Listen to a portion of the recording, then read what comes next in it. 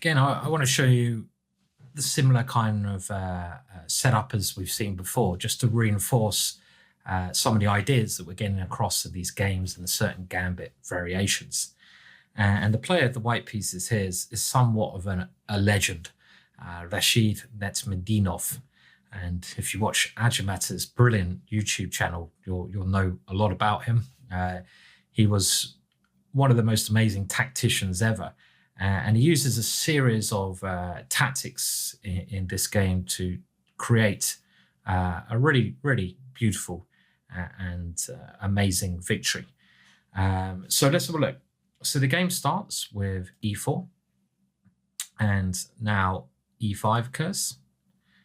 And after this one, we can see the same opening sequence: knight to f3, knight to c6, bishop c4, bishop c5, and here castles.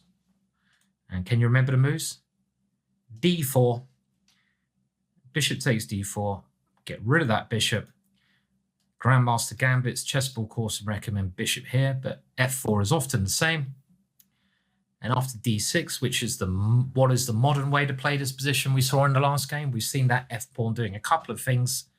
The modern way is opening up, lines taking on e5.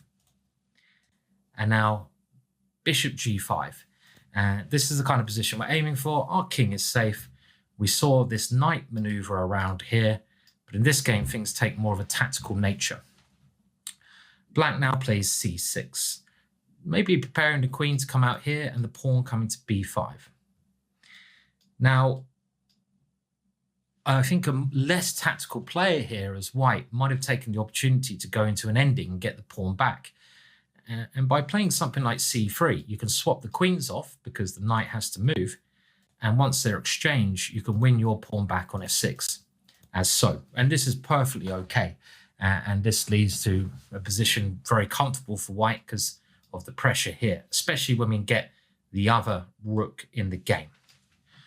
But this is not Nezhmetdinov's style. He loved attacking. So he moved his queen to d3.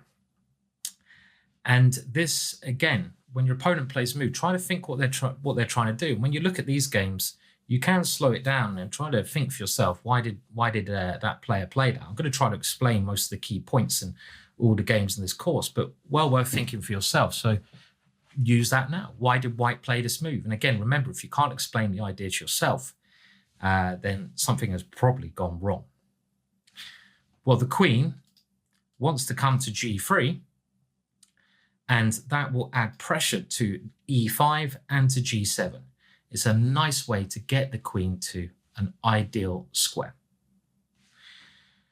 Black now develops bishop g4, and this is aimed to do something on e2.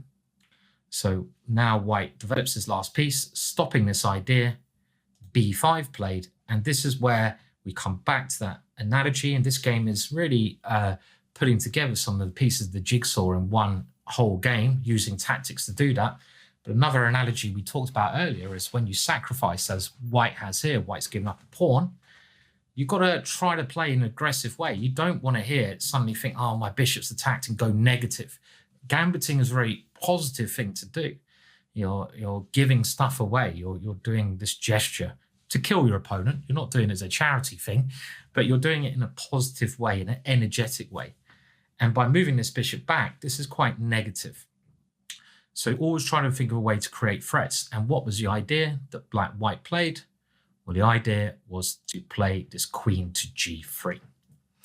And this is very scary now because queen takes e5 becomes a serious threat.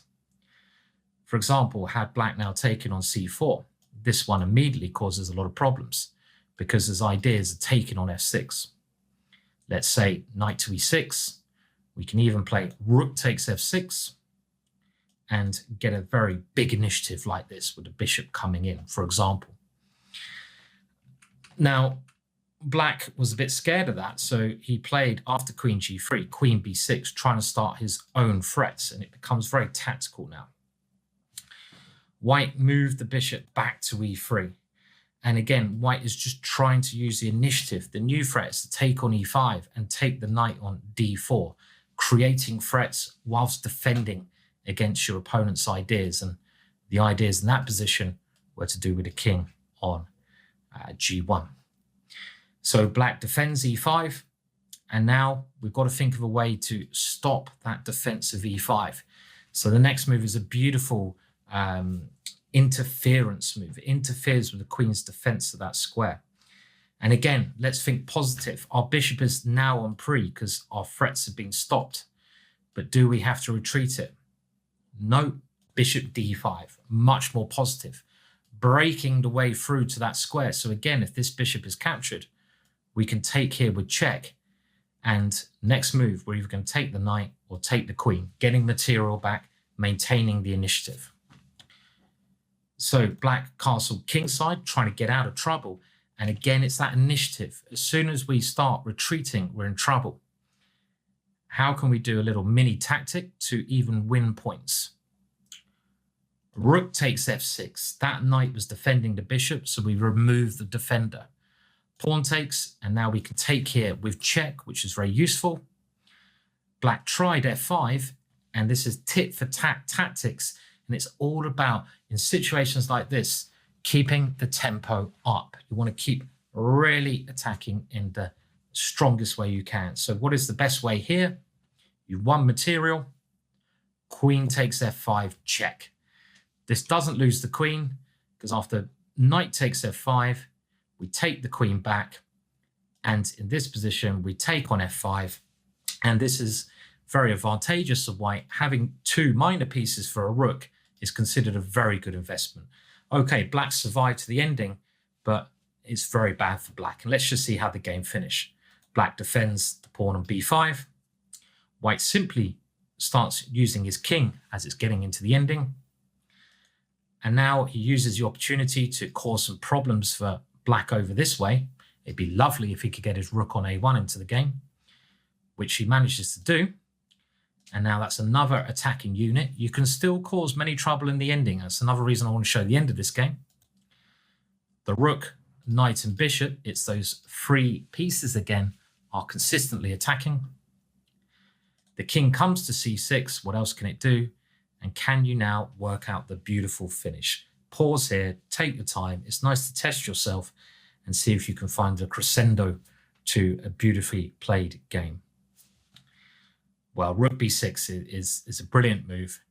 If the king goes back, white can start mopping up pawns. It should be easy. Maybe that's a better defense, but the key line is what happens if the king captures? Well, now knight to a4 check forces that black king further forwards. Now, the king is a good piece in an ending, but you always have to be careful when there's pieces on the board because it can get trapped easily. The king comes forwards, and now we shift it to d4. And look how useful our king on e3 is. f2, should I say, covering e3. Rook b4 is now checkmate. A beautiful end to a very well-played game.